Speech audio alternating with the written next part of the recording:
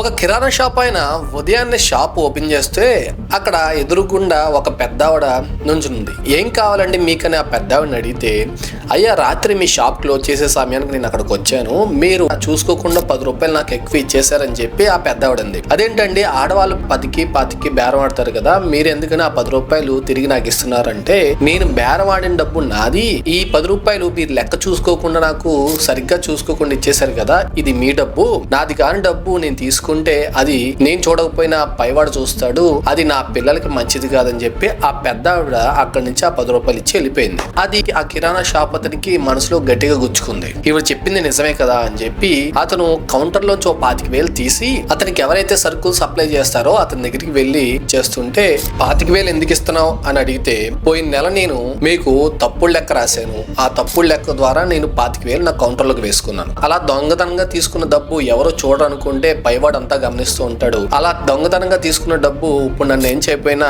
నా పిల్లలకి ఆ ఎఫెక్ట్ కొడుతుంది, సో ఈ పాపిష్టి డబ్బు నాకు వద్దని చెప్పి అతను అక్కడ డబ్బులు ఇచ్చేసి వెళ్ళిపోతాడు. ఆ మాట వెంటనే ఆ సప్లై చైన్ ఆయనకి గట్టిగా గుచ్చుకుని మనసంతా తొలిచేస్తూ ఉంటుంది. వెంటనే తన కౌంటర్ లో ఉన్న ఒక 5 లక్షలు తీసుకుని ఒక పెద్దావిడ దగ్గరికి వెళ్లి చేతిలో ఆ డబ్బు పెట్టి, అమ్మా మీ ఆయన బతుకున్నప్పుడు ఆయన దగ్గర 3 లక్షలు అప్పుగా తీసుకున్నాను, అది తీసుకుని చాలా కాలం అయిపోయింది, మీ ఆయన చనిపోయారు, సరే కదా అని చెప్పి ఆ సొమ్ము నేను ఉంచుకుంటే అది చూడ్డానికి మీ ఆయన లేకపోయినా గానీ పైవాడు చూస్తూ ఊరుకోడు కదా, ఆ పాపం నా పిల్లలకు తగులుతుంది, అందుకని వడ్డీతో సహా నీ డబ్బులు నీకు తిరిగి ఇచ్చేస్తున్నానని చెప్పి 5 లక్షలు ఆ పెద్దావిడికి ఇచ్చి అతను వెళ్ళిపోయాడు. ఎందుకే ఆ పెద్దావిడ ఎవరో తెలుసా, ఉదయాన్నే షాప్ దగ్గర 10 రూపాయలు తిరిగి ఇచ్చింది కదా, ఆవిడే ఈ పెద్దావిడ. ఇందులో మీరు తెలుసుకోవాల్సిన నీతి ఏంటంటే, నువ్వు ఇవ్వాల్సింది నువ్వు ఇచ్చేస్తే నీకు రావాల్సింది అంతకన్నా బలంగా ఉంటుందని చెప్పడం దీనికి సారాంశం. ఈ కథ నేను ఒక చోట విన్నాను, మీతో షేర్ చేసుకోవాలని చెప్పి ఇలా చెప్తున్నాను. అండ్ ఈ వీడియో నచ్చితే లైక్ చేయండి అండ్ షేర్ చేయండి, సబ్స్క్రైబ్ చేయడం మాత్రం మర్చిపోకండి.